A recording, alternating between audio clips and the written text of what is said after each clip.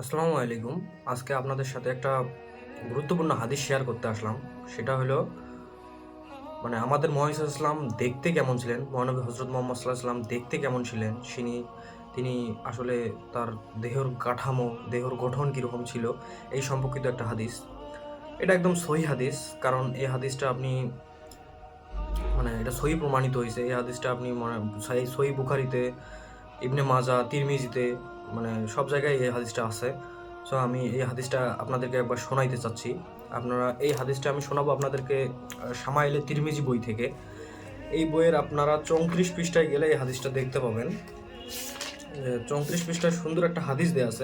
আমি এখানে পড়তেছি, আপনারা স্ক্রিনে দেখেন যে হাদিস নম্বর 2 34 পৃষ্ঠার, যে হযরত আনাস রাদিয়াল্লাহু তাআলা আনহু বলেছেন, রাসূলুল্লাহ সাল্লাল্লাহু আলাইহি ওয়াসাল্লাম মধ্যম গড়নের ছিলেন। তিনি অতি লম্বাও ছিলেন না, আবার খাটোও ছিলেন না। তিনি সুন্দর সুঠাম দেহের অধিকারী ছিলেন। তার চুল অতি কোঁকড়ানো ছিল না, আবার সোজাও ছিল না। তিনি ছিলেন গর্ধুম বর্ণের। হাঁটার সময় তিনি পা সজোরে উঠিয়ে হাঁটতেন অথবা সামনের দিকে ঝুঁকে হাঁটতেন। সহিহ বুখারী 3547, সহিহ মুসলিম 2338, জামে তিরমিজি 1754, মুসনাদে আহমদ খণ্ড 3 পৃষ্ঠা 240। তাহলে এটার হলো এই হাদিসের রেফারেন্স।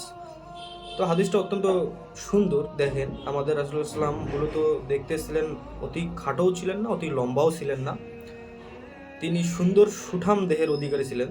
তার চুল অতি কোঁকড়ানোও ছিল না, আবার সোজাও ছিল না। তিনি ছিলেন গধূম বর্ণের। হাঁটার সময় তিনি পা সহজরে উঠিয়ে হাঁটতেন অথবা সামনের দিকে ঝুঁকে হাঁটতেন। এটা হলো আমাদের নবী সাল্লাল্লাহু আলাইহি ওয়াসাল্লামের একটা পরিচয়। তো ধন্যবাদ আপনাদেরকে। আসসালামু আলাইকুম ওয়া রাহমাতুল্লাহি ওয়া বারাকাতুহু।